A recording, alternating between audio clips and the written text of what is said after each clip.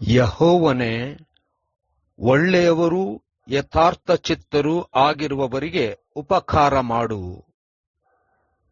ಸೋಮವಾರ 15 ಏಪ್ರಿಲ್ 2024 ಇಸ್ವಿ.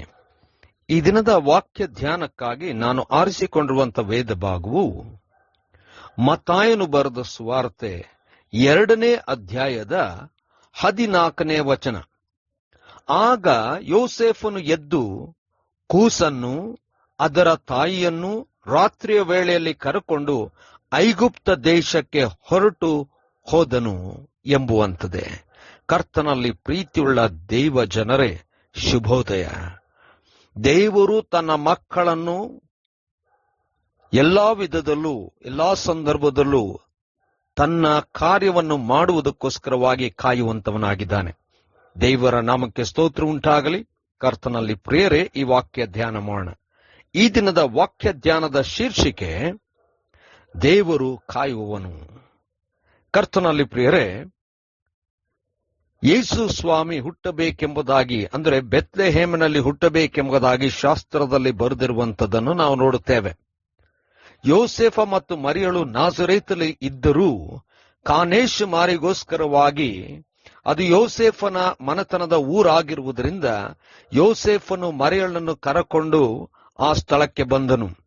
ಬೆತ್ಲೆಹೇಮನಲ್ಲಿ ಯೇಸು ಕ್ರಿಸ್ತನು ಪ್ರವಾದನೆಯಂತೆ ಜನಿಸಿದನು.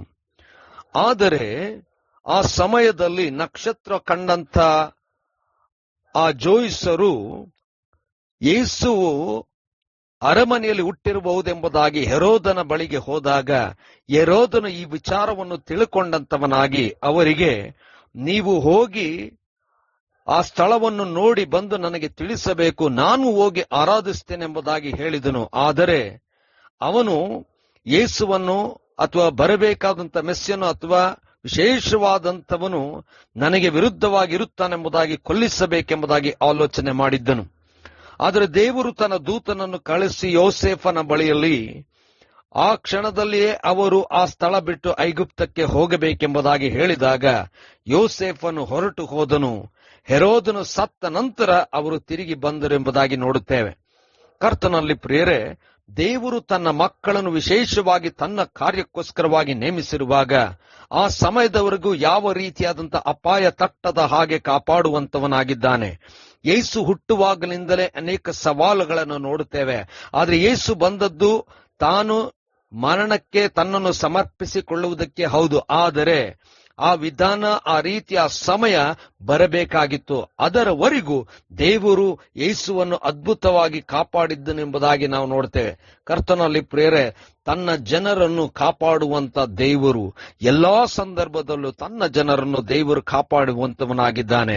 ಕೇಡು ಗಂಡಾಂತರ ಅಪಾಯಗಳು ಎಷ್ಟು ನಾವರಿಸಿಕೊಂಡಿದ್ದರೂ ಕಾಯುವಂತ ದೇವರು ನಮ್ಮ ಸುತ್ತಲೂ ಇದ್ದು ನಮ್ಮನ್ನು ಮುನ್ನಡೆಸುವಂತವನಾಗಿದ್ದಾನೆ. ಕರ್ತನೇ ದಯಮಯ ಸ್ವಾಮಿ, ಕಾಯುವಂತವನು ನೀನೆ, ನಿನಗೆ ನಿತ್ಯವೂ ಸ್ತೋತ್ರ ಉಂಟಾಗ್ಲಿ. ನಮ್ಮನ್ನು ಬಲಪಡಿಸಿ ನಡೆಸು. ಯೇಸುವಿಗಾಗಿ ಪ್ರಾರ್ಥನೆ ಬೇಡಿದೆವು ತಂದೆಯೇ, ಆಮೆನ್.